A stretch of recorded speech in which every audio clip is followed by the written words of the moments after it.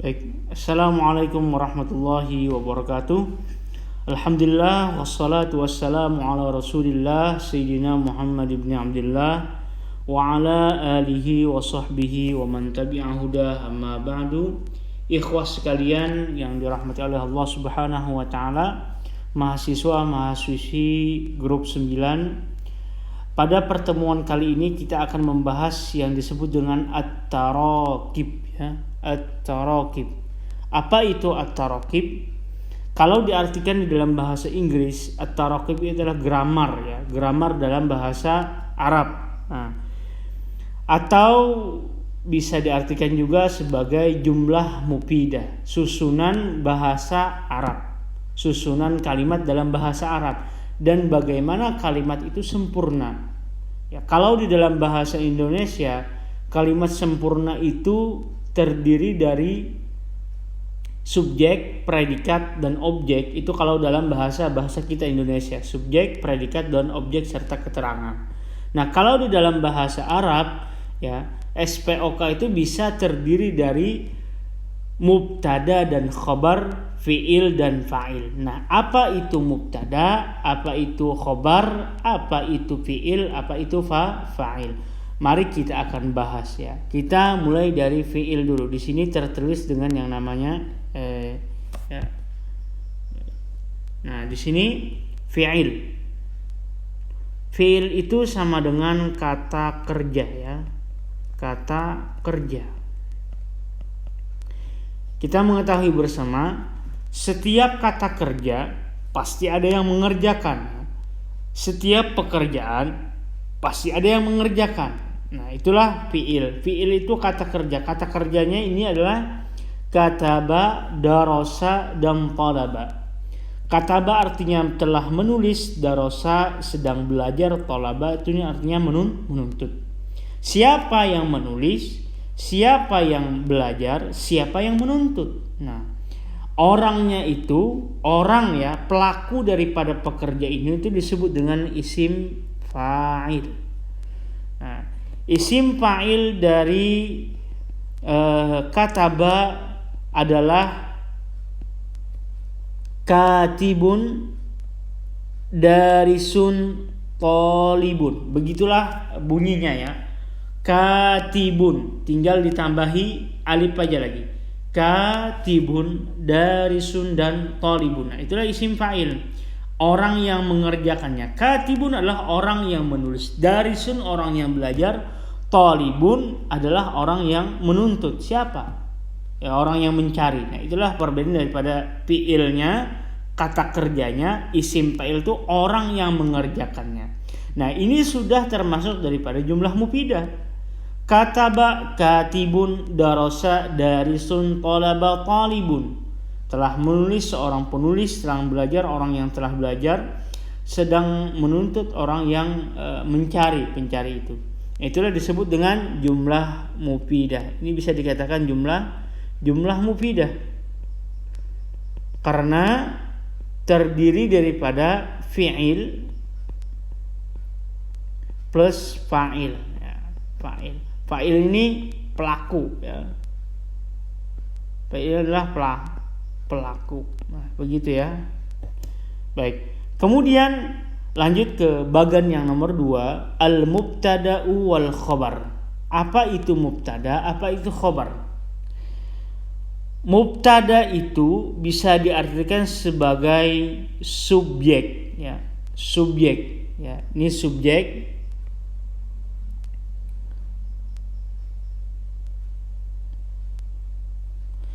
Subjek itu ya bisa dia itu huwa anta ana. Ini dalam bahasa Arab disebut dengan isim dhamir atau ya, atau yang disebut dengan kata ganti. Kata ganti. Kemudian yang kedua adalah hadza, dan dari disebut dengan isim isyarah. Isim isyarah. Isim isyarah ini hadza, hadzani, haula'i, Hadza itu untuk yang dekat, ini artinya. Sedangkan dzalika itu untuk yang jauh, ya, untuk yang jauh. Kemudian selanjutnya adalah Muhammad. Ini disebut dengan alamiyah. Ya, alamiyah. Alamiyah ini apa? Alamiyah ini adalah nama orang. Baik, nama orang. Ketika isim dhamir di awal kalimat, kemudian kata ganti di awal kalimat, kemudian nama orang di awal kalimat, maka itu disebut dengan mubtada, subjek yang melakukan, orangnya itu. Ya, dia ngapain? Khobar itulah yang sebagai predikatnya. Huwa katibun, dia adalah menulis. Anta katibun, engkau menulis. Ana katibun, aku adalah seorang penulis. Hadza darisun, ini orang yang sedang belajar. Zalika darisun, itu orang yang belajar. Kemudian lanjut pada bagian yang nomor selanjutnya, Muhammadun. Nah, Muhammadun ini adalah alamiyah, nama orang. Nama orang ketika di awal kalimat ini menjadi mubtada, ya, atau subjeknya. Nah, setiap subjek pasti harus dipredikati. Ya, predikatnya itu apa? Predikatnya adalah talibun, seorang mahasiswa. Nah, itulah yang disebut dengan mubtada dan khobar. Jadi, kalau ada isim dhamir, ya, huwa huma hum, hiya huma hunna, anta antuma antum, anti antuma antunna, itu ada di awal kalimat, maka dia menjadi mubtada. Atau isim isyarah di awal kalimat, maka dia akan menjadi mubtada. Atau nama orang di awal kalimat, maka dia harus menjadi mubtada. Nah, mubtada ini harus membutuhkan yang namanya khobar, atau dalam bahasa Arab disebut dengan khobar itu atau yang disebut dengan dalam bahasa Indonesia kita disebut dengan predikat. Ya, dia ngapain? Dia adalah seorang penulis, dia adalah seorang pelajar, dia adalah seorang mahasiswa, atau dia adalah seorang mahasiswi. Nah, ini ya. Jadi mubtada dan khobar itu pun juga harus serasi, ya. Mubtada khobar itu harus serasi. Kalau kita lihat di sini, ya. Nah, ini dia. Ini huwa. Kemudian di sini hiya. Nah, huwa ini adalah mudzakkar, ya. Jenisnya itu maskulin, ya, laki-laki, mudzakkar. Nah, khobarnya pun juga kudu mudzakkar, ya. Jadi mubtada nih aku tandain mim, ini mubtada, khobarnya ini kho, ya. Jadi mubtada dan khobar dia harus melihat sama-sama mudzakkar atau muannas. Jenisnya itu laki-laki atau perempuan. Kemudian dia harus membedakan, di sini tidak ada pelajaran musanna, ya, apakah dia kalimatnya itu musanna atau bermakna dua atau tidak. Jadi mubtada dan khobar dia harus sama-sama mengimbangi apakah dia itu mudzakkar atau muannas. Kalau dia mudzakkar mubtadanya, tandanya adalah tidak ada ta' marbutah gitu, ya kan. Tuh, kalau tidak ada ta' marbutah maka itu disebut dengan mudzakkar. Kalau ada ta' marbutah maka itu disebut dengan muannas. Nah, mudzakkar dan muannas, mudzakkar kalau mubtadanya itu mudzakkar, ya. Kalau mubtadanya itu mudzakkar, jadi mubtada mudzakkar.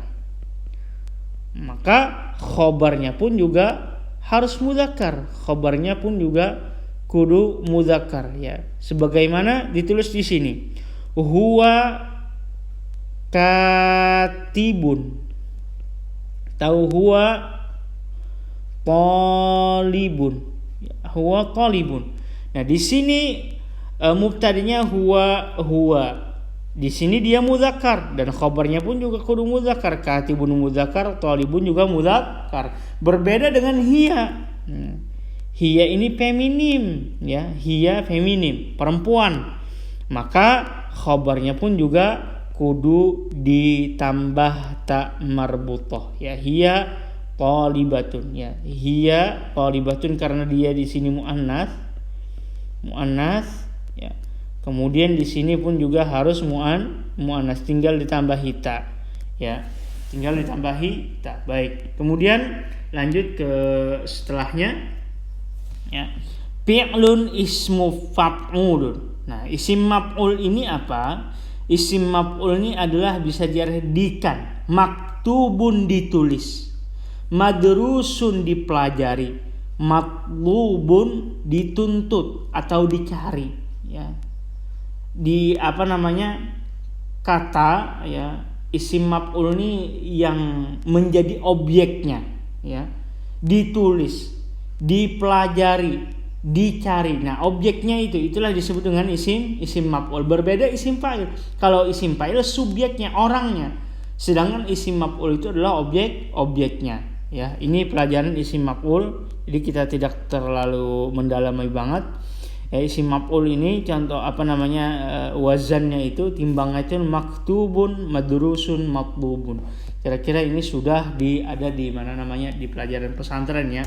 Rata-rata pun juga kalian juga pesantren. Kemudian ini al-mubtada wal khabar sama dengan sama dengan yang sebelumnya. Huwa maktubun, dia itu ditulis. Nah, huwa di sini bisa kembali ke bukan berarti orang aja, tapi benda pun juga bisa kembalinya, karena huwa, huma, hum sampai akhir itu adalah disebut dengan dhamir atau kata ganti. Hadzal kitabu madrusun, ini kitab dipelajari ya. Nah, ini hadzanya ini isim isyarah, al kitabu yang diisyarahinya pasti membutuhkan yang namanya khobar. Ini buku, maksudnya apa ini buku? Kan belum bisa dipahami secara menyeluruh, maksudnya ini buku masih ngambang gitu ya kan. Maka membutuhkan yang namanya khabar. Ini buku, apa buku itu? Madrusun, dipelajari. Zalikal kitabu ya, zalikal kitabu itu buku, matlubun, dicari ya, dicari. Ini pun juga muzakkar ya, muzakkar juga. Baik. Kemudian kita lanjut kepada isim makan. Nah, isim makan ini adalah nama tempat ya. Nama tempatnya. Dia berasal dari kata kataba juga. Kataba, menulis. Nah, isim makannya apa? Maktabun sini tempat dia menulis ya, tempat menulis. Tempat menulis itu apa? Ya meja ya. Nah, itulah yang disebut dengan isim makan. Sakana artinya apa? Berdiam. Kemudian lanjut ke maskan. Nah, maskan ini adalah isim makan. Berdiam, tempat berdiam apa? Tempat berdiam sama dengan rumah ya kan, rumah. Nah, itu ialah disebut dengan isim makan, tempat dia itu ya. Kemudian madrasatun, dari kata dorosa artinya adalah belajar, madrasatun tempat belajar, artinya sekolah. Nah, itulah isim makan. Kemudian khobarnya itu bisa kalau kita perhatikan lagi ya, khobarnya itu adalah khobar mufrad di sini sebutkan ya. Nah, ini semuanya disebut dengan khobar ya, khobar. Nah, khobarnya ini bisa menjadi isim fa'il sebagaimana kata bagian yang pertama, bisa jadi isim maf'ul enggak apa-apa, kemudian bisa jadi isim makan. Intinya mubtada itu adalah ketika yang pertama tadi isim dhamir di awal kalimat, isim dhamir. Yang kedua adalah isim isyarah. Isim isyarah. Isim dhamir ini contohnya kayak huwa, ila, huwa, huma, hum, hiya, huma, hunna, anta, antuma, antum, anti, antum, antuna. Isim isyarah nih kata untuk menunjukkan zalika, kemudian hadza dan lain sebagainya, itu disebut dengan isim isyarah. Bisa juga alamiyah atau nama orang ya, nama orang. Nah, nama orang ya, nama orang. nama orang siapa sekarang kayak Muhammad, Fatimah dan lain sebagainya. Nah, ketika itu di awal kata, maka dia itu disebut dengan mubtada atau subjek. Setiap subjek pasti membutuhkan yang namanya predikat. Nah, predikatnya itulah disebut dengan khabar. Dia tidak bisa dipahami kalimatnya itu kecuali tanpa adanya khabar, ada keberadaan khabarnya itu. Ya, itulah disebut dengan khabarnya itu pelengkapnya, ya, melengkapinya. Nah, khabarnya itu bisa isim fa'il, isim maf'ul dan juga isim makan. Nah, kemudian ya, dia harus melek dulu, ya, ngelihat dulu. Ya, kalau mubtadanya itu mudzakkar, mubtadanya mudzakkar,